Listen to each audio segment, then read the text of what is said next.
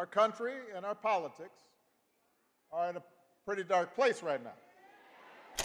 The weird videos of a U.S. president with a crown on his head flying a fighter jet and dumping poop on protesting citizens, all of that is designed to distract you from the fact that your situation has not gotten better.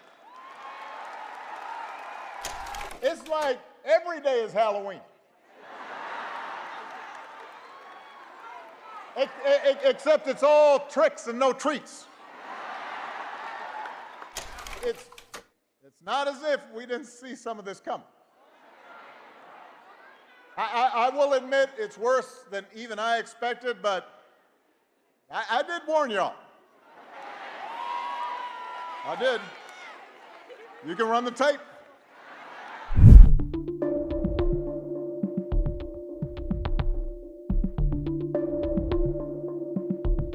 Who believed in building coalitions to get things done. A president who helped millions of Americans finally afford the cost of their health care.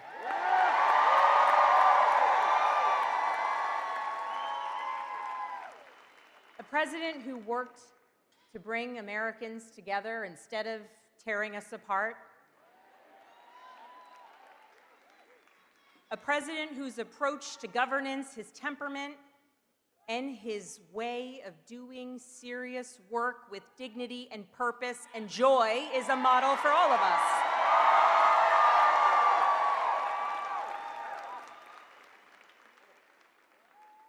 So, with that, I am thrilled to introduce you all to someone I am honored and grateful and humbled to have supporting me in this campaign, someone who represents the very best of public service,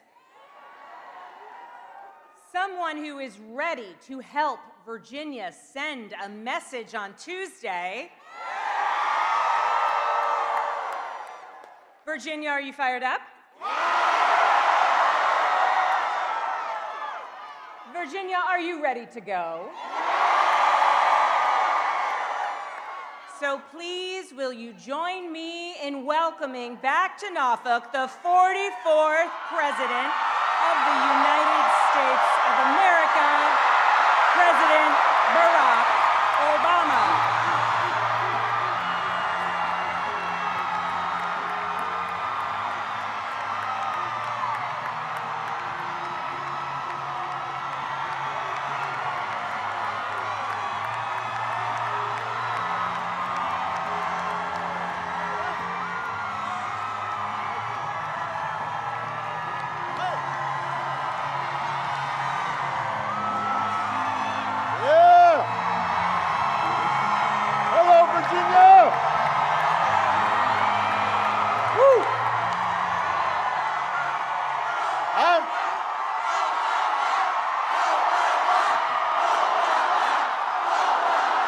Thank you.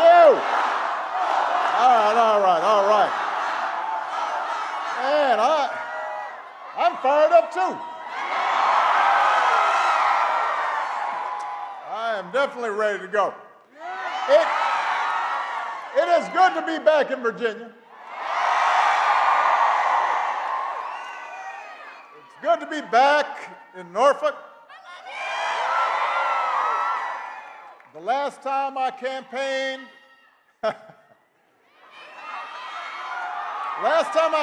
in Hampton Roads, I was running for re-election.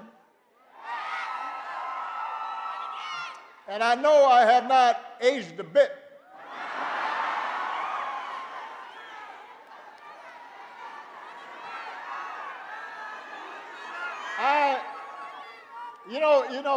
It is an issue. You know you've been around a long time when you're in a photo line and some tall guy, with a beard comes up and you're taking a picture. What's your name? And then they say, pulls out. He says, "This picture I want to show you." This is you holding me as a baby. And you're all, oh man, really? I'm old. But I am here today for a very important reason. I am here to ask you to vote for the next governor of Virginia, Abigail Spanberger.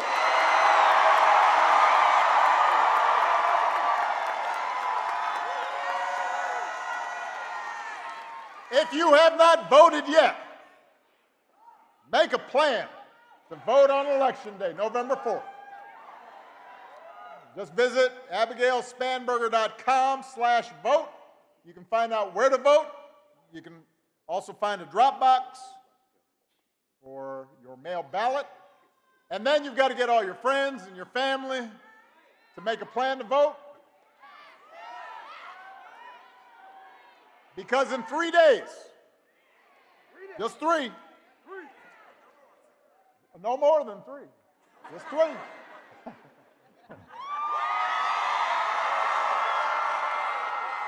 In 3 days, we have a chance to elect a leader who will help build a better, stronger, brighter future for Virginia.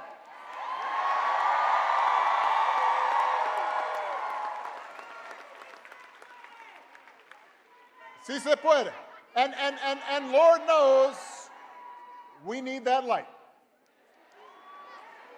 We need that inspiration. Because let's face it, our country and our politics are in a pretty dark place right now. It's hard to know where to start. Because every day, this White House offers up a fresh batch of lawlessness and recklessness and mean-spiritedness and just plain craziness.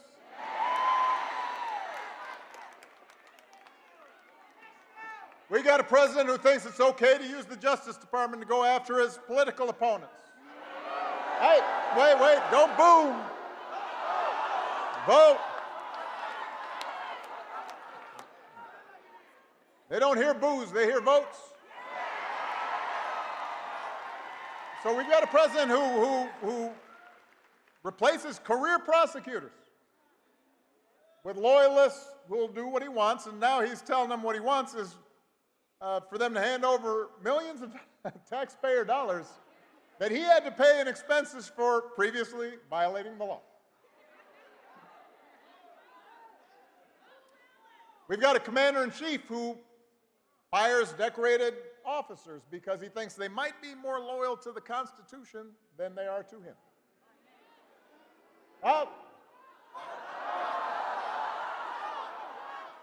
He's deploying the National Guard in American cities, claiming to stop crime waves that don't actually exist. We've got masked ICE agents pulling up in unmarked vans and grabbing people, including U.S. citizens, off the streets on the suspicion that they don't look like real Americans. We've got an HHS secretary who opposes proven science and promotes quack medicine. A top White House aide who calls Democrats, the whole party, domestic extremists. We've got some poor labor economist who got fired for accurately reporting bad jobs numbers that the president didn't like. I mean, it's like every day is Halloween. Except it's all tricks and no treats.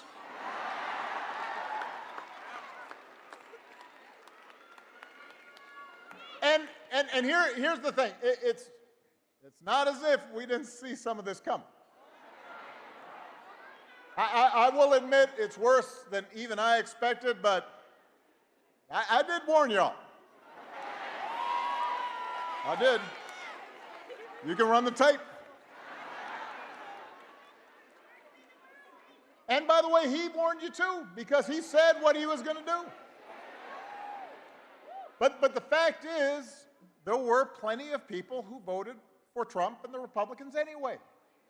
And it wasn't because they wanted to give up the right to free speech or see our public health systems torn down, but because they were understandably frustrated with inflation and gas prices and the difficulty of affording a home and worries about their children's future, and so they were willing to take a chance. Now, 9 months later, you got to ask yourself, has any of that gotten better? Is the economy working better for you? Because it sure has gotten better for Trump and his family. You know, since he's been in office, the whole crypto business and other ventures have made hundreds of millions of dollars, including from foreign nationals and rich folks investing because they want to stay in the president's good graces. The economy has been really good for some of Trump's billionaire pals and for finance bros and well-connected corporations who've seen their tax bills go down and don't have to worry about all these pesky regulators anymore. But for ordinary families, costs haven't gone down, they've gone up, partly thanks to this shambolic tariff policy. Young people trying to get a start in life are having a tougher time than ever finding a job. Entry-level hiring is down 16% from last year. Hundreds of thousands of federal employees, including a lot of people here in Virginia, have lost their jobs to pay for those billionaire tax cuts. We're talking about people who have dedicated their lives to public service, who make the country work. Healthcare premiums for millions of people are about to double or even triple next year. Meanwhile, the government is shut down, and the Republicans who currently are in charge of Congress, they're not even pretending to solve the problem. They have not even been showing up to work. Not in session. Where are you? What are you doing? And as for the president, he has been focused on critical issues like paving over the Rose Garden so folks don't get mud on their shoes, and gold plating the Oval Office and building a $300 million ballroom. So Virginia, here's the good news. If you can't visit a doctor, don't worry. He will save you a dance. And if you don't get an invitation to the next White House shindig, you can always watch the festivities and all the beautiful people on Truth Social.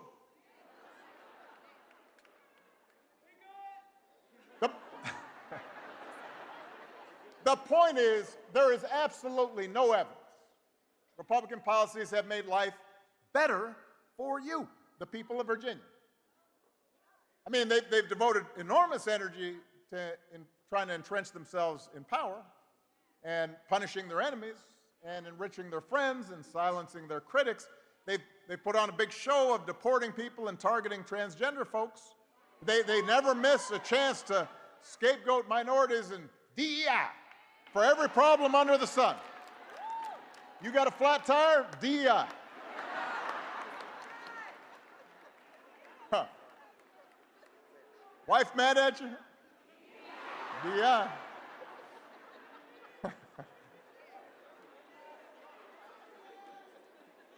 What they have not devoted energy to is helping you. They have not put forward serious proposals to lower housing costs or make groceries more affordable. They haven't improved our schools. They haven't made health care more accessible. They haven't shortened your commute or prepared young people for the future where AI might take their job. And all the nonsense we see on the news every day, the over-the-top rhetoric, the fabricated conspiracies, the weird videos of of a U.S. president with a crown on his head, flying a fighter jet and dumping poop on protesting citizens, all of that is designed to distract you from the fact that your situation has not gotten better. They do it so you won't notice that while they're helping the wealthiest, most powerful people in the country consolidate more wealth and more power, your bills are still going up. And you're waiting longer at airports because there aren't enough air traffic controllers. And the program helping your kid with special needs was just gutted. So that is what's happening. And the good news is there's something you can do about it. Right here, right now, because you've got a candidate for governor who's got a track record of getting stuff done, somebody who sees you and has been with you and knows your struggles and will fight for you every single day. Virginia, it's time to point America in a better direction by electing Abigail Spanberger as your next governor.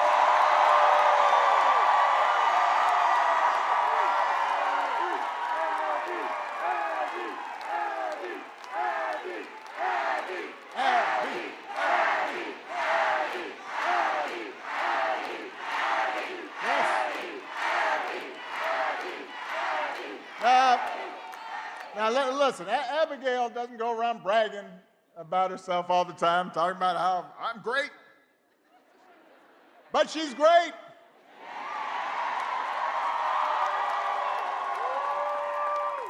As a former federal law enforcement officer, as a CIA case officer working on counterterrorism, she knows what it takes to keep communities safe. As the mom of 3 kids in Virginia public schools, you know she cares about helping every child and helping every teacher succeed. As a member of Congress, she was a workhorse, not a show horse, fighting to lower prescription drug costs, giving veterans the support they deserve. Abigail does not just say the right thing as your governor, she will do the right thing.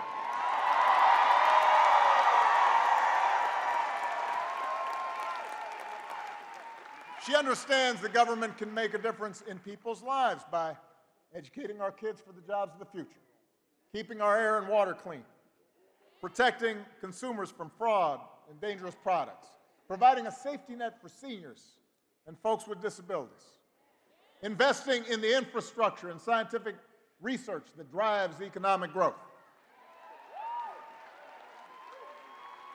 But Abby also knows that good intentions aren't enough. She understands that we can't afford to waste taxpayer dollars on programs that don't work. And she understands that instead of just trying to tear government down, it's her job to make it work better. So Abigail has real, practical plans to grow the economy and strengthen Virginia's schools and lower the cost of everything from housing to health care to energy. And she is willing to reach across the aisle to make it happen. She has shown that she can do it. Abigail is ranked as the most bipartisan member of Congress from the Commonwealth. She's had bills signed into law by both President Trump and President Biden. That is not easy to do. And Abigail doesn't just believe in working with everybody, she also believes, and this is really important, in listening to everybody, whether they voted for her or not. Because she knows that if we want to make progress on the things that we care about, we have to be able to disagree without calling each other nasty names or demonizing each other.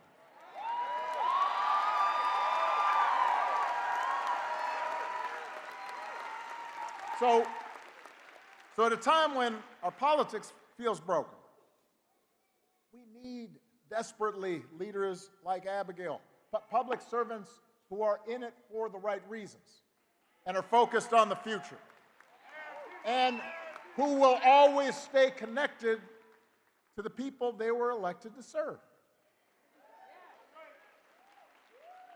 Now, her opponent, not so much. When someone asked her, and I'm just following this from a distance, when someone asked her apparently about all the federal workers fired by this administration, given how important that is to Virginia, apparently Abigail's opponent said she wanted to talk about real issues. Didn't understand why these job cuts are, quote, a huge thing.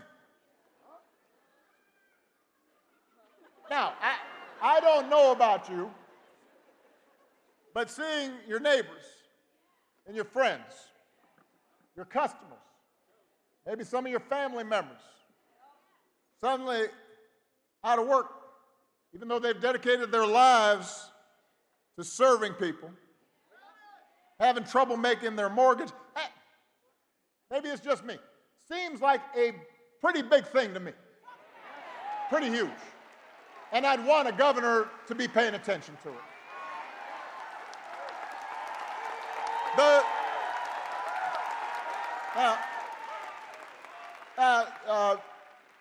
Abigail's opponent does seem to care a lot about what Trump and his cronies are doing, and she's praised the Republican tax law that would raise the cost of health care and housing and energy here in Virginia. She supported bills that would strip funding from Virginia public schools. She says she's morally opposed to protecting reproductive rights, says she will do everything in her power to cut off access to abortion. Virginia, you don't need a governor who puts party and ideology ahead of the people she was elected to serve. You deserve a governor who will think for herself and work for you. A governor who will create jobs and not cut them, and who will lower costs instead of raising them, and who will bring people together instead of dividing them, and who will do what's right for the people of Virginia, no matter what anybody in Washington thinks. You deserve a governor like Abigail Spanberger.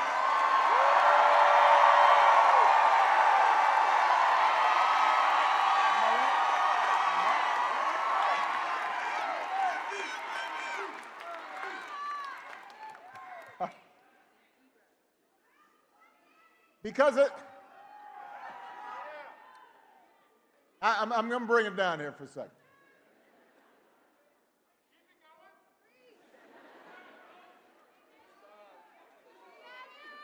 Because at the end of the day, what this election's about, what politics in a democracy is always about, is values. What do we care about? What do we believe? What do we prioritize? What are our core convictions? You know, a lot of people have asked me lately whether I'm surprised by the direction the country's taken. And even though I am the hope and change guy,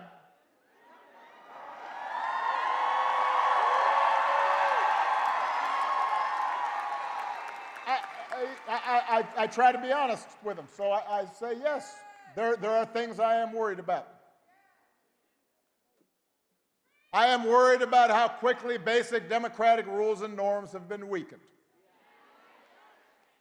I'm worried about how willing Republicans in Congress have been to surrender their role as members of a co-equal branch of government, refusing to buck the president even when they know he's out of line. Even when a lot of them will privately admit that power is being abused in ways that will hurt their constituents and hurt the country. I worry about a Supreme Court that, so far at least, has shown no willingness to check this administration's excesses, even when those actions break legal precedent and seem to defy the bedrock principle that no one is above the law. I worry about the growing concentration of economic power in this country, with just a handful of mega billionaires and companies controlling what we see and what we hear. And I worry about how much that economic power distorts the political process. I worry about how readily not just business leaders, but others with influence in law firms and universities have been willing to bend the knee to this president's autocratic impulses to avoid retribution or protect profits or simply to avoid controversy. And I worry sometimes how we've come to accept this as normal. But what I also tell people when they ask me about this, what I also try to remind them, is that America's always had competing stories about who we are and what this nation stands for. The first story says, we the people, just means some of us. That in order to qualify, you have to be the right color, or come from the right family, or worship in the right way, or have enough money. It says that even though we got rid of a king, there's still a caste system in America, a pecking order of who makes decisions and who obeys, who gets opportunity and who is obliged to serve. And it's a story that's policed by fear and force, that tries to convince people that for their group to win, another group has to lose. That if somebody doesn't look like you or think like you or practice religion exactly the same way you do, they must be a threat to your way of life, and they need to be put in their place. And that's how Donald Trump thinks about America. Make America great again by putting the people like him back in charge, even if they don't know what the hell they're doing.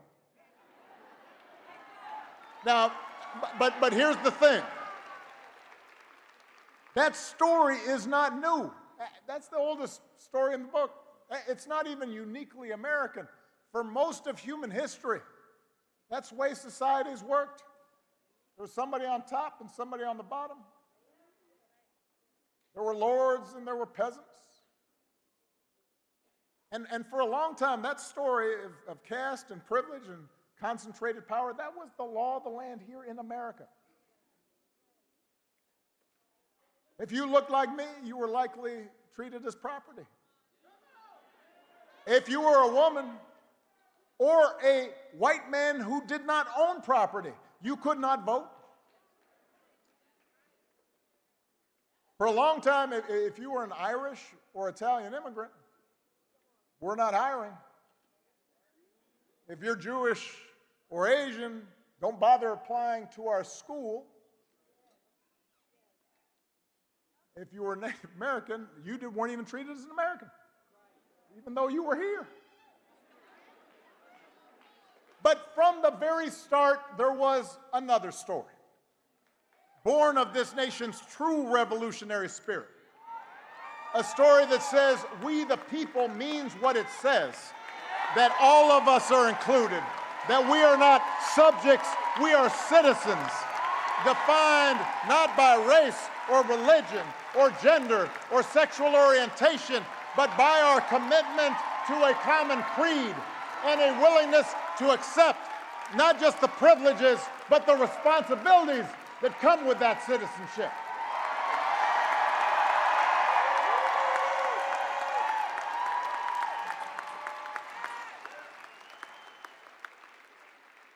That's what made the American experiment unique.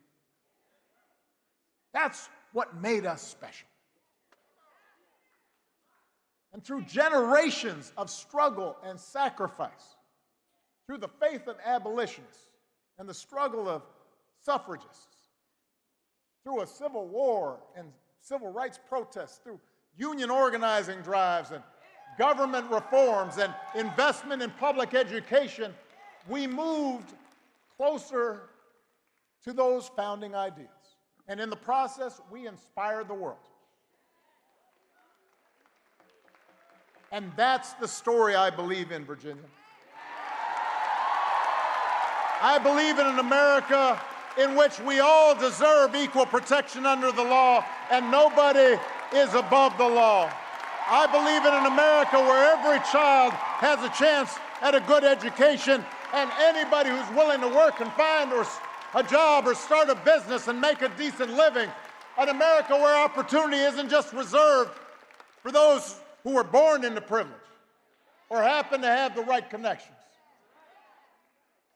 I believe in an America where we don't fear each other, but look out for each other. And if we want that story to continue, if we believe in that better story, we need leaders who believe in it too. We need leaders who will tell the truth and who will take responsibility and tackle hard problems and bring people together instead of tearing them apart. We need leaders who won't serve bosses in Washington or big corporate donors, but instead will serve the people who put them there. Virginia, we need leaders like Abigail Spanberger.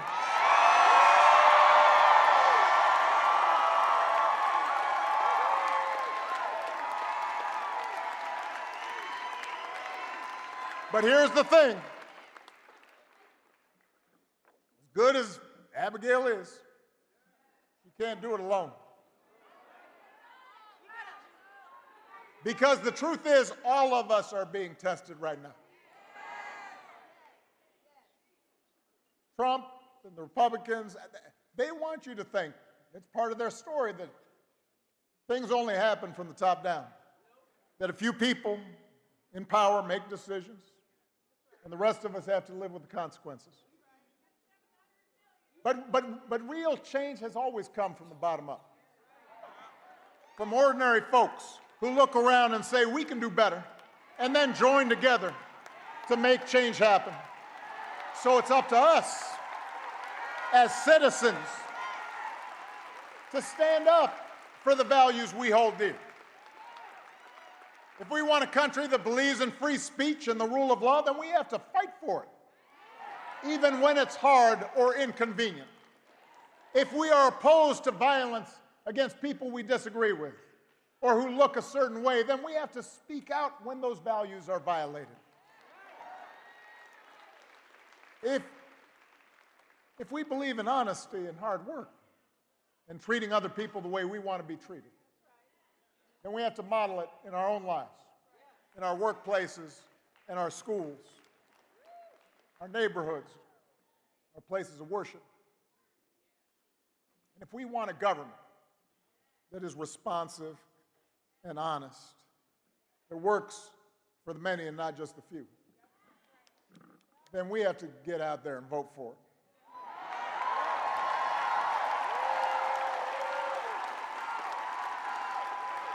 When I think back to a year ago, I remember talking to some people, even some folks who were friends of mine, who would say, you know what, this election doesn't matter all that much. That whoever the next president ended up being, it wasn't going to matter to them. If nothing else, the last 9 months should have cured us of that idea. Because the stakes are now clear. We don't need to speculate about the dangers to our democracy. We don't need to wonder about whether vulnerable people are going to be hurt. Or ask ourselves how much more coarse and mean our culture can become. We've witnessed it. Elections do matter. And they matter for you. People in power may be counting on your citizens. They want you to think there's nothing you can do. Nothing to stop them. because they know once that thought worms into your head, they've won. But if there's one thing history has taught us, it is the most important office in a democracy is not president or even governor, it's the office of citizen. We all have more power than we think. We just have to use it. So if you believe in that better story of America, do not sit this one out. Vote for leaders like Abigail who believe it too, leaders who care about your freedoms and will fight for your rights, and who will go to work every day to try to make your life just a little bit better. And then get your friends and family members, your neighbors and coworkers to vote too. Because if we do that,